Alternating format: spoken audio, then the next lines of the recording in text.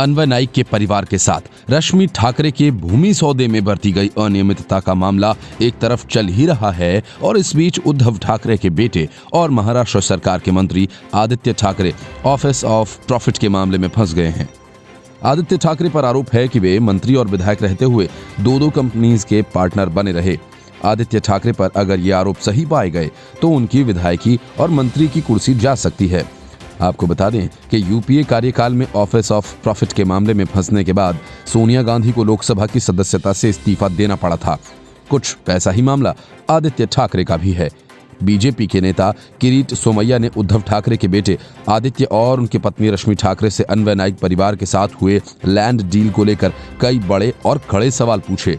किरीट सोमैया ने हाल ही में दस्तावेजों को जारी करते हुए आरोप लगाया था कि रामगढ़ के भूमि रिकॉर्ड के अनुसार रश्मि ठाकरे और अन्वय नाइक के परिवार के बीच जमीनी सौदा हुआ था।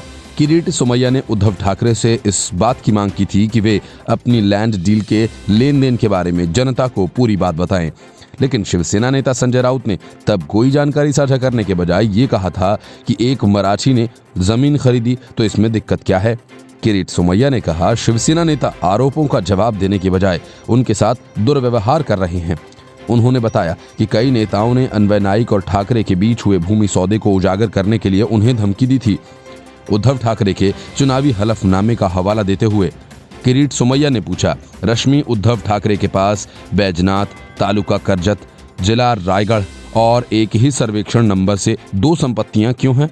सोमैया ने उद्धव ठाकरे को घेरते हुए ये सवाल किया कि हम सीएम उद्धव ठाकरे से अनुरोध करते हैं कि एक ही सीरियल नंबर से लैंड होल्डिंग के बारे में हमें बताएं। क्या एक ही सर्वेक्षण संख्या के साथ 2 अलग अलग भूमि के सौदे किए जा सकते हैं? श्रीमती ठाकरे के पास कुछ अन्य जमीनें हैं जिनका विवरण महाराष्ट्र के लोगों को हलफनामे में उपलब्ध नहीं करवाया गया है। मतलब कि उद्धव ठाकरे ने अपने चुनावी हलफनामे में सही जानकारी नहीं दी है। बात सिर्फ उद्धव ठाकरे की नहीं है, आदित्य ठाकरे की भी है। किरीट सोमैया ने दस्तावेज जारी करते हुए तीखे सवाल पूछे और कहा कि आदित्य ठाकरे रियल एस्टेट कारोबार में अपने निवेश के बारे में स्पष्ट करें। चुनावी हलफनामे के अनुसार Aditya Thackeray hibiscus food LLP के भागीदार और मालिक थे और उद्धव ठाकरे की पत्नी रश्मि ठाकरे भी हिबिस्कस फूड एलएलपी में नामित पार्टनर हैं। कॉर्पोरेट मामलों के मंत्रालय रिकॉर्ड के अनुसार आदित्य ठाकरे 2015 में हिबिस्कस फूड एलएलपी में पार्टनर बने और उन्होंने ये भी कहा कि उन्होंने कंपनी से इस्तीफा दे दिया था। वहीं अप्रैल 2016 को एलियोरा सोलर एलएलपी में आदित्य पार्टनर बने और उन्होंने इस कंपनी से भी 31 मार्च 2020 को इस्तीफा दे दिया। सोमैया का कहना है वे उद्धव ठाकरे से इस व्यवसाय और इन वेंचर में आदित्य उद्धव ठाकरे की भूमिका के बारे में जानना चाहते हैं। बीजेपी का ये आरोप है कि 28 नवंबर 2019 को उन्हें मंत्री बनाए जाने के बावजूद आदित्य 31 मार्च 2020 तक हिबिस्कस फूड एलएलपी और एलियोरा सोलर एलएलपी का कारोबार एक साथ चला रहे थे और इस मामले में कानून कहता है कि कोई भी जनप्रतिनिधि मुनाफे का धंधा नहीं कर सकता है।